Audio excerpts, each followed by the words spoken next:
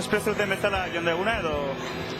Bai, hasiera baten talde disente apuntatu dira, mailan baten badago jende gehiago apuntatuko zen esperantza edo bazegoen, baina bueno, diana bintzat, ambiente ona, giro ona, maila da ona da, gustukoa, eta bueno, bintzat disfrutatuz hasiera baten bintzat. Eta, bueno, gaurko ikusi ditugun partiduetan, hainbat joko zikin edo ikusi ditugu. Orokorrean, garbi jokatzen edia gazte hauek edo?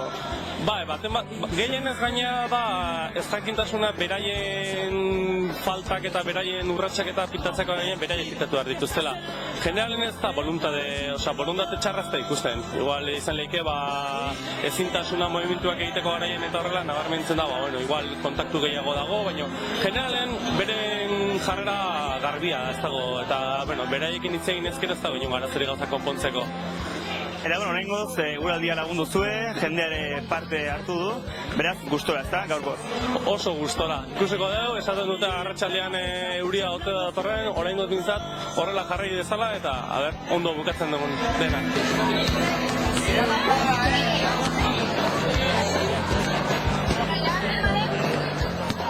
Este es el 9º torneo que estamos organizando en San Juan siempre. El motivo es pues llenar un poco las fiestas y promocionar el baloncesto, que es lo que nos gusta, y para que los jóvenes y los chavales empiecen a jugar al baloncesto.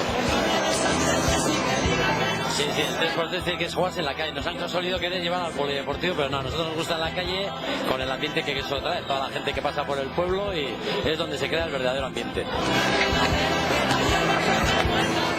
Bueno, aquí organizando, esto lo organiza la Sociedad Recreativa Veleta y colabora el equipo de baloncesto del pueblo, el TAC.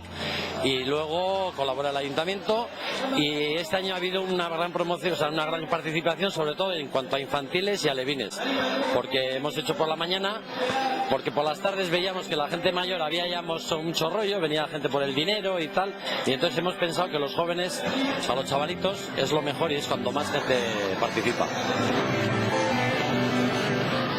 Sí, desde luego llevamos 3 años organizando para chavales, y este año nos hemos ido superando año a año, y este año es el que tenemos 22 equipos infantiles y otros 22 infantiles y alevines.